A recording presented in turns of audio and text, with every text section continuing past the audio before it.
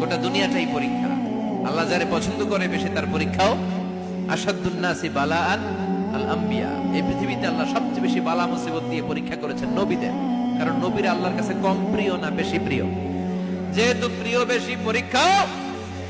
এজন্য মুমিনের উপর যদি পরীক্ষা আসে, মুমিনের উপর যদি অত্যাচার আসে, মুমিনের উপর যদি ধৈর্যের পরীক্ষা আসে, জেল জরিমানা আসে, মুমিন ওইটারে ভয় পায় না। মুমিন ভয় পায় একজনকে, চিল্লায় বলেন তিনি কে? কারণ আল্লাহর ঘোষণা ওয়ালা তাহিনু ওয়ালা তাহজানু, ঘোষণাটা কার?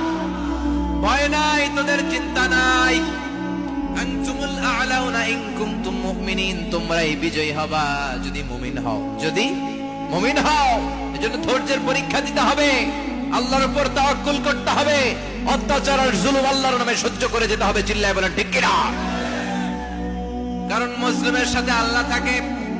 মুসলিমের বদদুয়াকে বিশ্বনবী ভয় করতে বলেছেন, কারণ মুসলিমের বদদুয়ার মাঝে আর আল্লাহর মাঝে পর্দা থাকে। যারা দুনিয়ার বুকে জুলুম করে তাদেরকে ক্ষমতার মসনদ থেকে নামিয়ে দেয় কে? আর যারা মজলুম হয়, যাদের রক্ত দিয়ে জমিন ভেজে, তাদেরকে জমিনের ক্ষমতা দিয়ে দেয় কে? আর যারা রক্ত ঝরায়, ইতিহাস বলে তারা শেষ পর্যন্ত প্রাণ আর জান নিয়ে পালাবার জায়গাটা পায় না। চিল্লায় বলেন ঠিক কিনা? এজন্য মুমিন খুব ভালো করে জানে, রাত্রি যত গভীর হয়, সুবহে সাদিকের সময় কাছে আসতে থাকে। গর্ভবতী নারীর পেটের জ্বালা যন্ত্রণা, ব্যথার পেইন যত বাড়ে, নতুন মেহমান আগমনের সময় কাছে আসতে থাকে। তেমনি ইসলামের পক্ষের শক্তির উপর যদি অত্যাচার, অনাচার, স্টিম রোলার বেড়ে যায়, এটা প্রমাণ করে ইসলামের বিজয়ের সময় কাছে আসতে শুরু করেছে। চিল্লায় বলো ঠিক কিনা?